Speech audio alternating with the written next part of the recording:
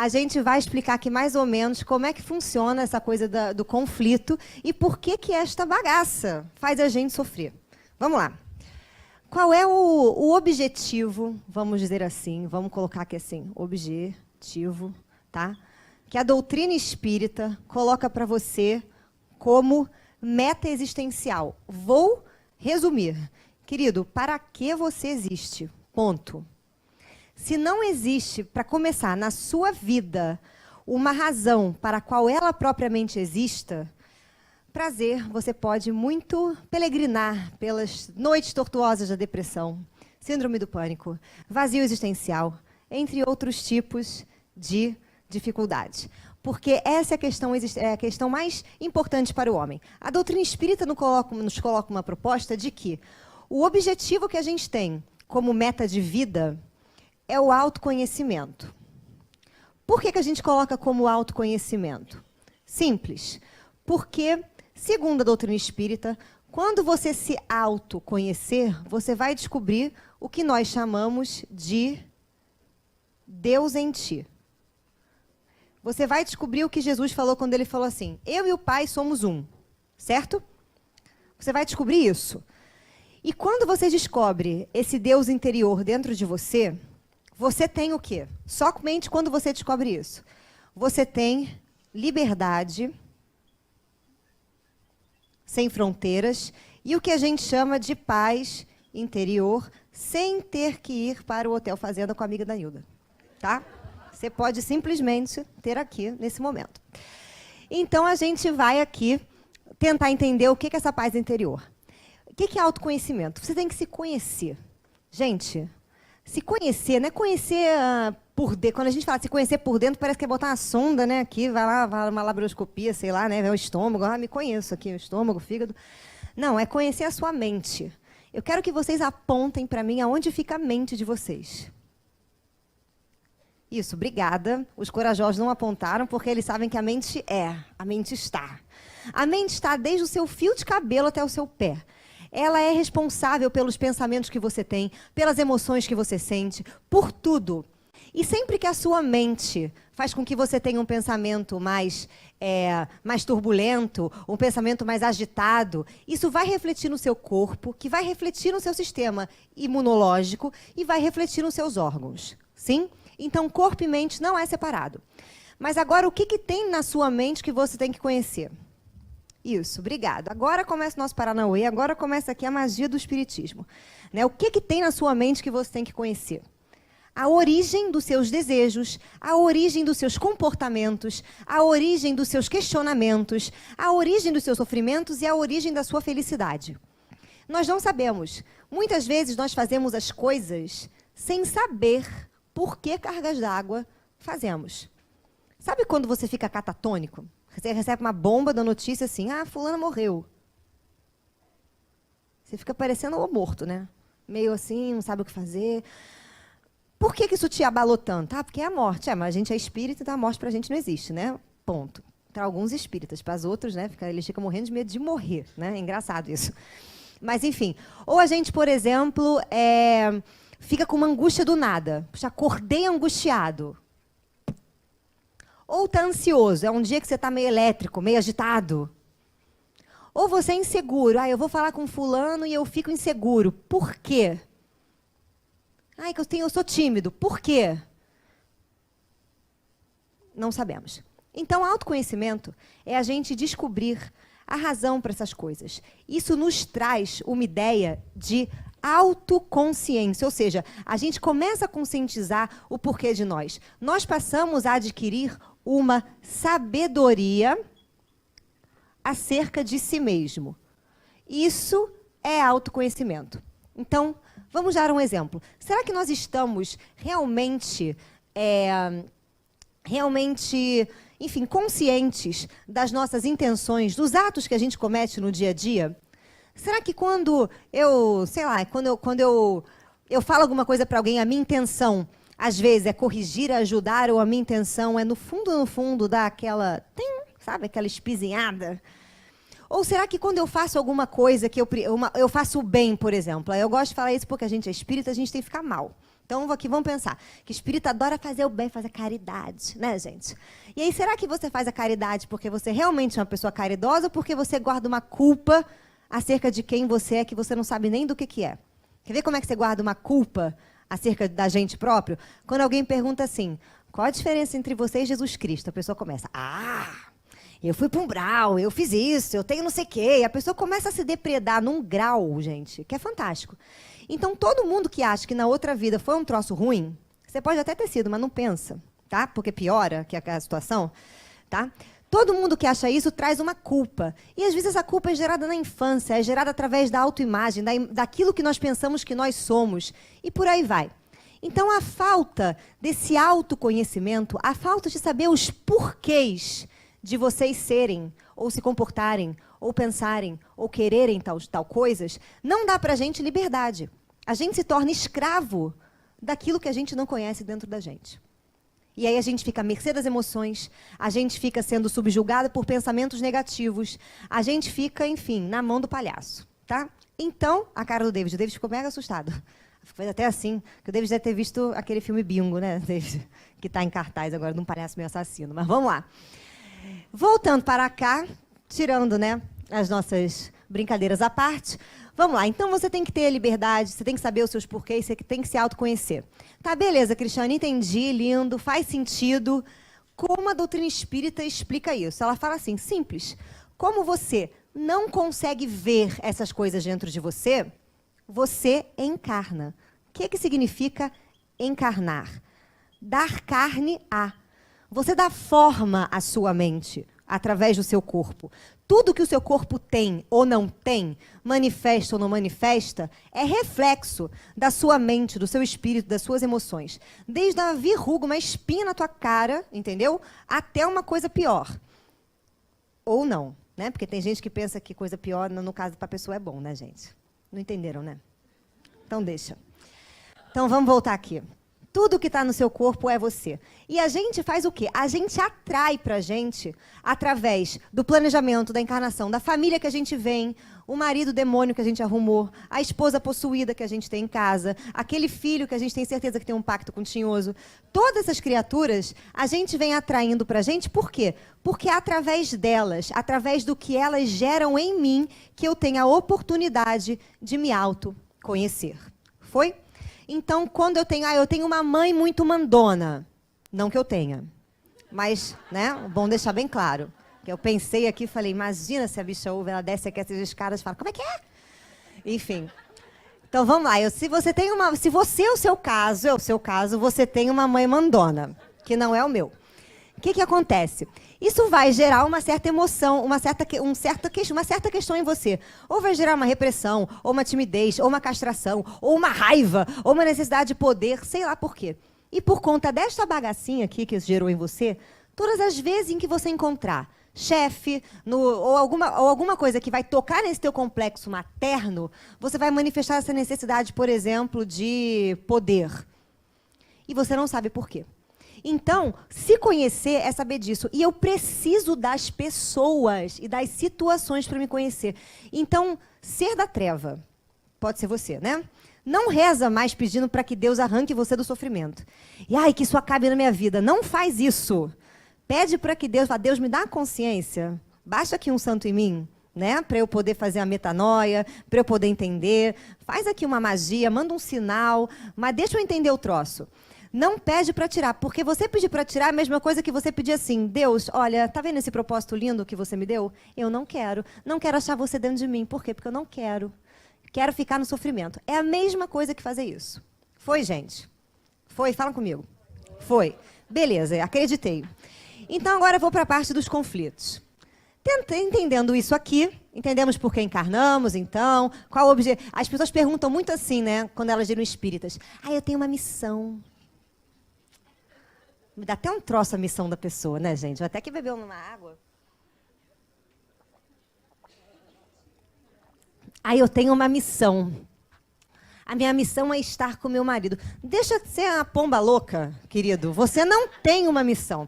A sua única missão nesta vida é esta porcaria, tá? É autoconhecimento. Auto, no caso, você mesmo se conhecendo a si próprio, você não tem missão com ninguém. Esse negócio da missão é detalhe, tá? É detalhe. Quanto mais você se conhece, mais você pode fazer com que outras pessoas possam conhecer também a si mesmo. Então, se quer uma missão legal, se conheça. Faz uma terapia, gente. Vai no Luz Mário, toma uns barbitúrbico, faz qualquer coisa, mas se conheça, tá? Vamos entender aqui onde é que entra o conflito. Beleza. Se eu vou descobrir que Deus está em mim, porque quando... Eu já vou contar para você o final, fazer um spoiler aqui. O dia que você se autoconhecer, você vai descobrir o quê? Que eu e o Pai somos um. Então, você e Deus é um troço só. Que você é, na verdade, um canal para manifestar todas as coisas divinas. Assim. E quanto mais esse canal se autoconhecer, mais essa ordem vem direta. Foi, gente? Agora, o que tem em Deus que eu tenho que manifestar? Aqui começa o nosso problema. Segundo Joana de Ângeles, essa senhora linda que vocês frequentam aqui a casa dela, ela escreve uns livros, alguns, só uns 16, para você poder entender isso, né?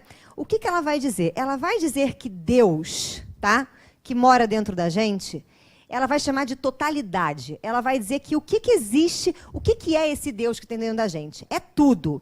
Tudo o que, Cristiane? Tudo o que existe. Todas as qualidades e todas as emoções. As boas, né? Não, querido, todas. Quando eu digo todas, são todas. Então pergunta, o odinho está aqui? Tá, o medinho está aqui? Tá, o amor está aqui? Tá, o carinho está aqui? Tá tudo aqui, gente. Tá tudo aqui. Inclusive, pasme-se, porque aquela pessoa que se odeia também tem essas coisas tudo dentro dela. Parece que ela não sabe, né? Que a gente tem certeza, mas ela tem. Beleza. O que é o conflito? O conflito acontece quando você vem assim, lindo, maravilhoso, encarnar com seu Deus interior. Quando você é criança, esse Deus interior, porque você não tem ego... O que é ego? É noção de eu. Ego, gente, é o filtro, tá?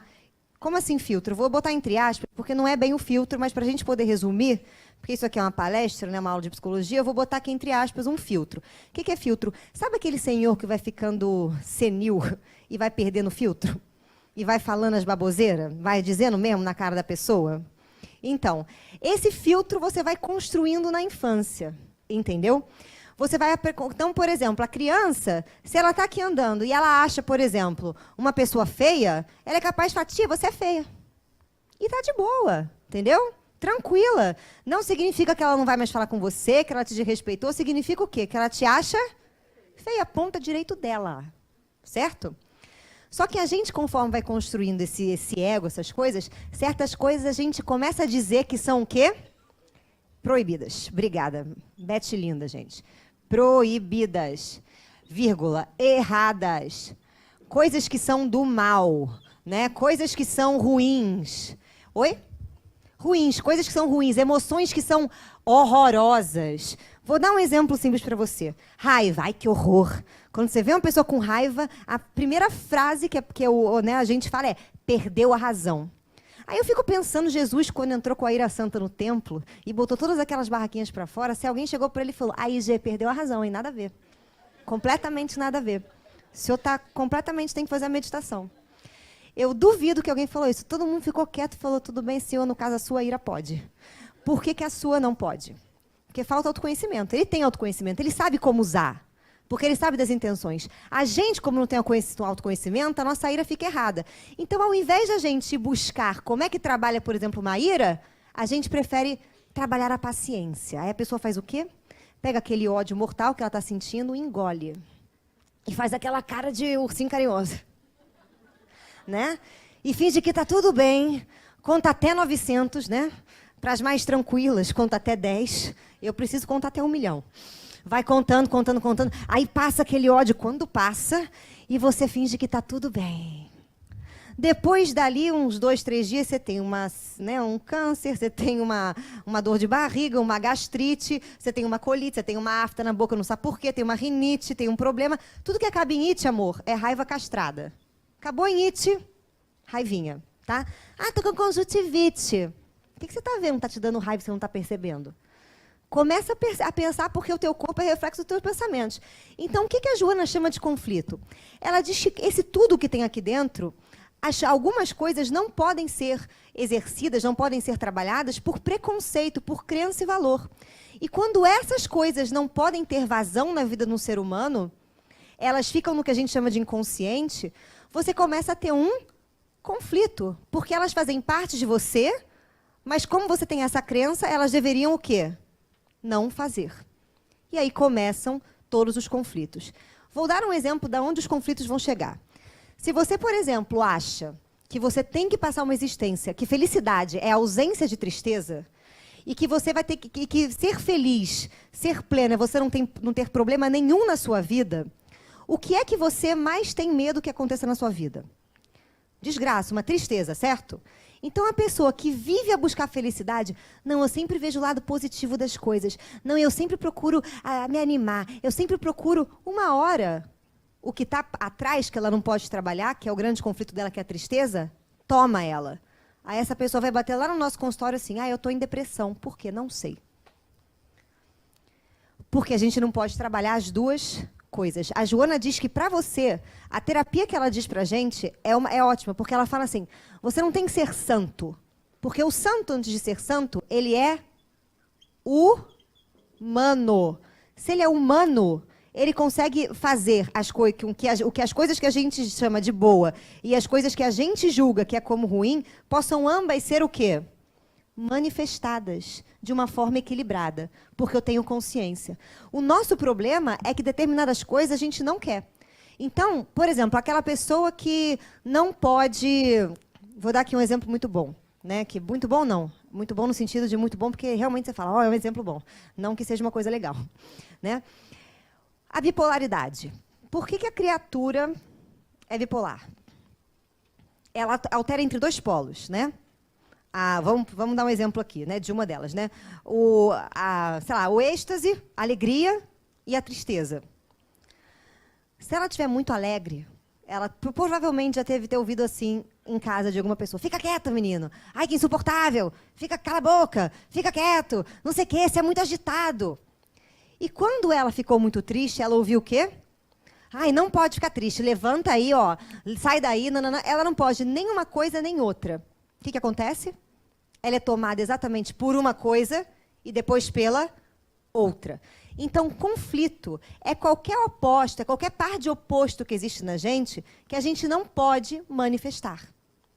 Quer ver uma coisa? Sabe aquela pessoa que ela já nasceu velha? Ela já nasceu com 80 anos. Por quê? Porque ela tem a alegria de uma pessoa de 80 anos, certo? Ela trabalha desde os 11 com uma pessoa de... No caso, 40, porque 80 a gente está aposentado, esperemos, né?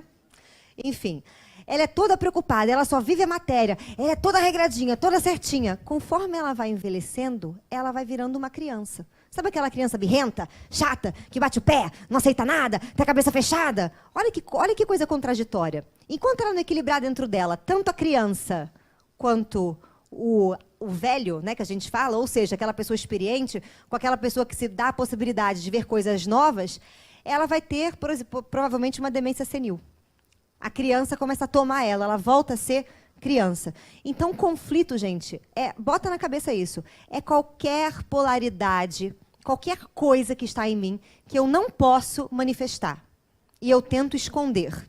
É o que a gente chama de sombra. E aí, então, esse conflito ele vai se manifestar... Como é que ele vai se manifestar? Ou ele pode se manifestar através de uma doença física, como eu dei aqui o exemplo, por exemplo, que tudo que acaba em it é de raiva, certo? Quando a raiva é castrada. Ele pode se apresentar na forma de repetidas experiências. Quando você, por exemplo, tem gente que faz isso, tem gente que tem um dedo podre, chama isso, né? Mulher que tem isso, homem não tem, né? Mas mulher tem o dedo podre para escolher homem, né, gente? A gente pega o dedinho e fala, eu quero esse aqui, aí vai logo no demônio, naquele encarnação do Satã, sabe? E aí namora a encarnação do Satã, e depois termina porque descobriu que o cara é meio estranho, não sei o quê, aí agora eu quero esse. E é a mesma coisa, só que de forma diferente, entendeu? Mudou o vaso, mas o conteúdo é o mesmo. E ela vai de um para outro, e ela não sabe, a pessoa não sabe por quê. Ela acha que é maldição, karma. Karma não, é você mesmo, entendeu? Que tem suas questões, que atrai para tentar se trabalhar. É isso.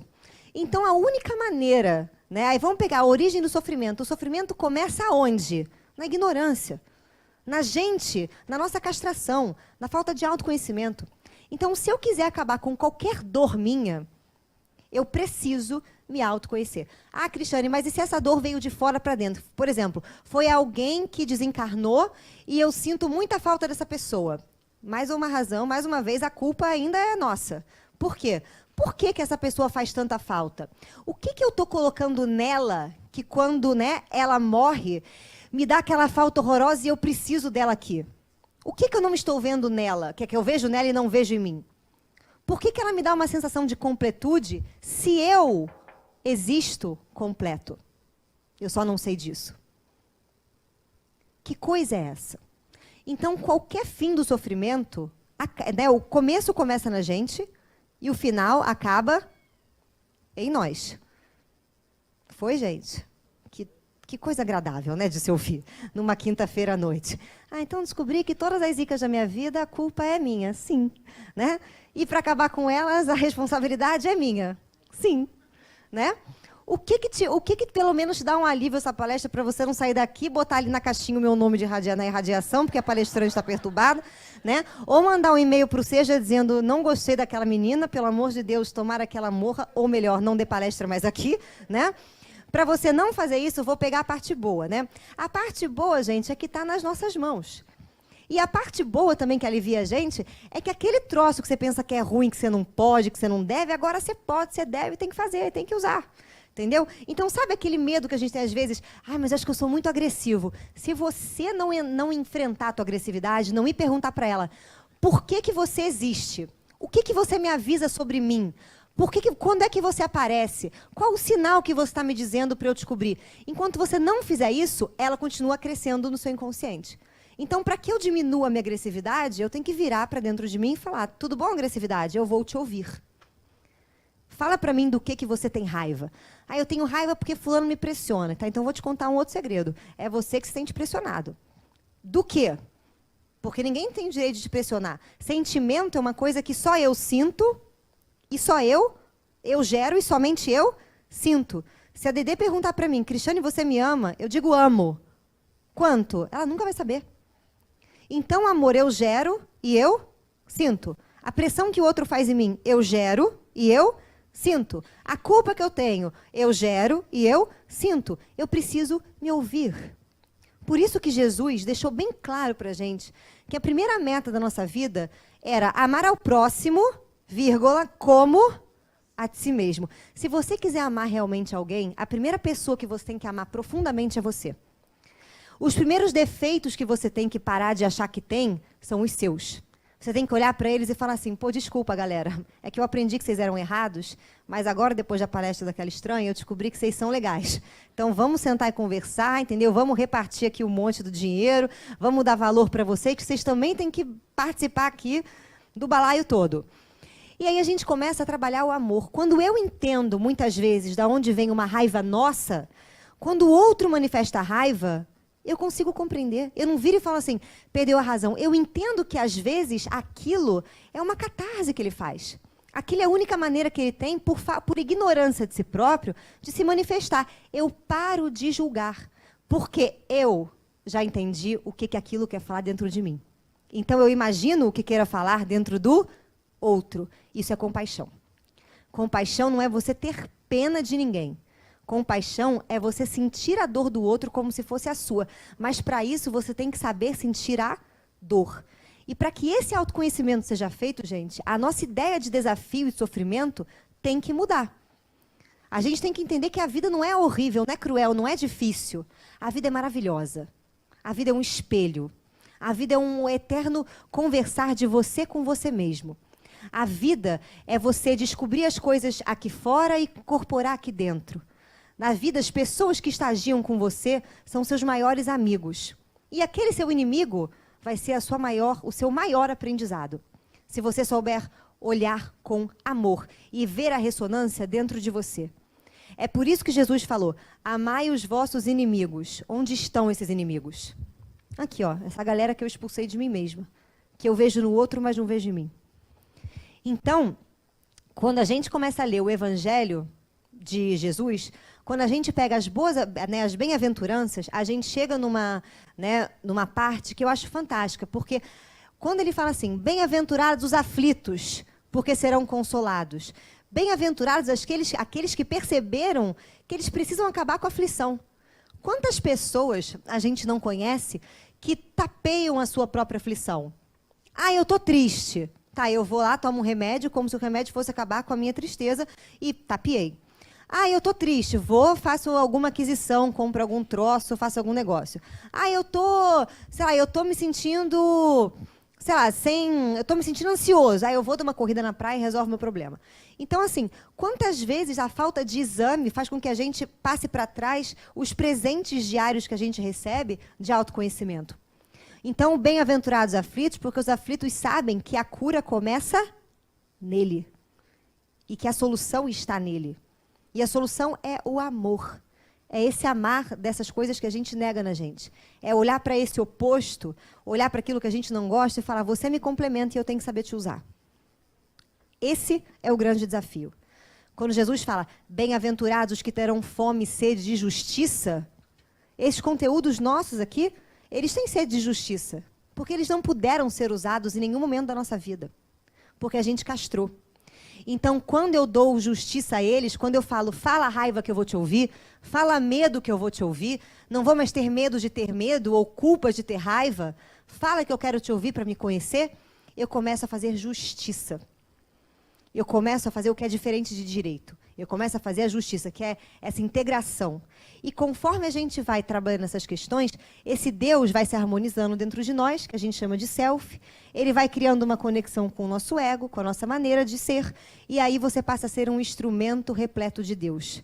Porque você sabe usar todos os potenciais que há em Deus com sabedoria. E sabedoria é autoconsciência. É você saber sobre você mesmo. Então, é por isso que, muitas vezes, a gente não deve julgar a intenção do outro. Ah, fulano falou isso para me cutucar.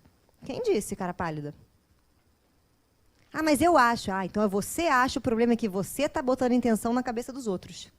Mas se você atribuísse uma outra intenção e vivesse bem com a sua natureza, que é o amor, que é compreender, estava tudo ótimo. Então, nós precisamos, com urgência, desse mergulho interior. Só ele acaba com o nosso sofrimento. Por mais que você faça prece, por mais que você venha ao centro, por mais que você peça a Deus, por mais que você faça caridade, por mais que você faça qualquer coisa, não é isso que Deus pede de você. Ele pede que você seja o que você deve ser. Ele pede que você seja humano, que você se humanize. Porque esse é o caminho. E essa é a maneira pela qual a paz interior vai se fazer dentro de nós. E os indivíduos que têm a paz interior promovem a paz exterior. Então, eu vou fazer um link com o que a Iraci falou. A Iraci falou para a gente do filme que está acontecendo aí. Se eu quero acabar com a corrupção no meu país, que eu tenha coragem de acabar com a corrupção que acontece dentro de mim. Que eu tenha coragem de dar dinheiro, valor aos menosprezados, aquelas polaridades que eu não olho, que eu não gosto, aos meus defeitos. Que eu tenha coragem de parar de roubar deles a energia para manifestar uma paciência excessiva, um amor tão excessivo que vira superproteção em cima de um filho. E por aí vai. Que eu saiba também gerar os recursos que estão dentro de mim. Então, o nosso país, hoje, também é a nossa maior fonte de aprendizado, porque ele é reflexo de nós. Nós fazemos a nossa família, fazemos a nossa sociedade, fazemos o nosso país, fazemos o planeta. Então, a melhor e maior reforma é dentro da gente. Então, conflito, gente, é quando existe essa dualidade dentro de nós. Nós não somos seres para ser duais, nós somos o uno. Eu e o Pai somos um. E isso tem que estar na nossa mente. Essa deve ser a nossa meta existencial. Antes de eu pensar se eu terei dinheiro amanhã, antes de eu pensar se eu terei a saúde física do corpo amanhã, antes de eu pensar o que eu vou fazer amanhã, que eu pense o que eu estou sendo hoje. Se eu estou me respeitando hoje. Se eu estou me dando auto-amor hoje. Se eu estou olhando para dentro de mim hoje. E é por isso que Jesus fala assim para a gente, antes de qualquer coisa, busque a Deus. E buscar a Deus é buscar a si mesmo. Conheça a verdade vos libertará. É o autoconhecimento. Vocês possam amar profundamente cada pedacinho de vocês, cada defeito, e ter a coragem de ouvi-los, ter a coragem de amá-los, ter a coragem de perguntar, me fala, porque eu preciso te ouvir. Ter a coragem de descobrir esse tesouro que está guardado diante de nós, através do autoconhecimento.